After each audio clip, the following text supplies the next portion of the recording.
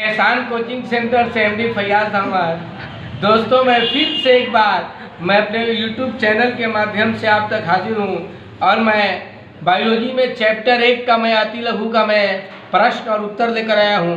इसलिए आपसे छोटी सी गुजारिश ये है, विनती ये है कि आप मेरी पूरी वीडियो को देखें, पसंद है तो लाइक करें और शेयर करें और मेरे चैनल को सब्सक्राइब करें। तो मैं चलता हूँ, यानी कि बायोलॉजी 10 क्लास जो पहला लेसन का नाम है जैव परकर्म पोषण, इसमें अति लघु उत्तरीय प्रश्न का 20वां सवाल मैं लेकर आया हूँ। इस क्वेश्चन कह रहा है कि मृत जीवी को क्या कहा जाता है। तो इसका आंसर इस तरह से देंगे कि मृत जीवी को अपघटक कहा जाता है।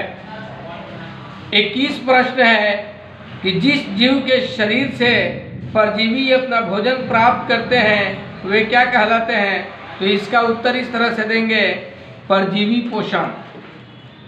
22 प्रश्न है, गोबर छत्ता में किस प्रकार का पोषण होता है। इसका आंसर यह है, यानी कि इसका उत्तर यह है, मृत जीवी पोषण। 23 प्रश्न कह रहा है कि पत्तियों का कौन सा अंग CO2 युक्त वायु का प्रवेश द्वार है। तो इसका आंसर इस तरह से देंगे, स्टोमाटा। सवाल नंबर 24 है, पोषण की दृष्टि से जंतुओं को क्या कहा जाता है। तो इसका आंसर ये होगा, परपोषी। उसके बाद अगला प्रश्न ये है 25, अमीबा में भोजन का पाचन कहाँ होता है। तो इसका जवाब यह है, भोजन रसधानी में। 26 सवाल यह है, मनुष्य में पाचन के लिए विशेष अंग को क्या कहते हैं। तो इसका उत्तर यह है, पाचन तंत्र। 27 प्रश्न कह रहा है कि मनुष्य के जीभ के ऊपरी सतह पर पाई जाने वाली संरचना को क्या कहते हैं। तो इसका जवाब यह है, स्वाद कलियां। 28 प्रश्न कह रहा है कि मुख्य गुहा से भोजन कहाँ पहुँचता है। तो इसका उत्तर यह है, ग्रास नली। उसके बाद अगला सवाल यह है 29, कि ग्रास नली की दीवार में तरंग की तरह होने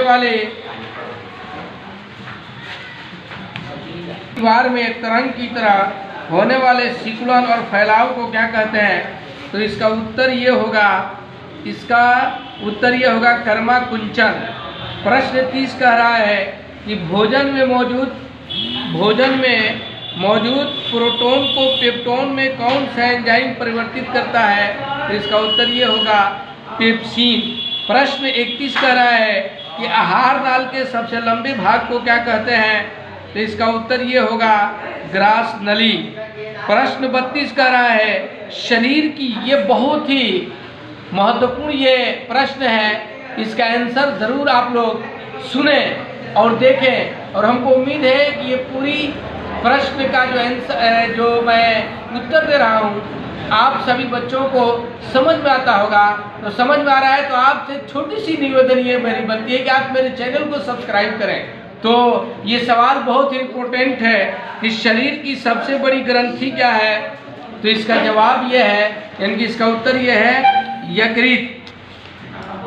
और उसके बाद सवाल 33 मिलता है। प्रश्न 33 है कि पाचन की क्रिया कहाँ पूर्ण होती है, यानी कि पूरी होती है। तो इसका उत्तर यह है, छोटी आंत में। प्रश्न 34, छोटी आंत और बड़ी आंत के जोड़ पर स्थित नली को क्या कहते हैं। तो इसका उत्तर यह है, सीकम। और सबसे ये आखिरी प्रश्न है कि अपचा भोजन अस्थायी तौर पर कहाँ संचित रहता है। तो इसका उत्तर ये है, रेक्टम में। इसी तरह से मेरे चैनल पर आप बने रहें और मैं फिर कल आऊँगा अपने YouTube चैनल के माध्यम से, और जो छूटी हुई प्रश्न है उसका मैं उत्तर कराऊँगा। तब तक की मेरा इंतज़ार करें।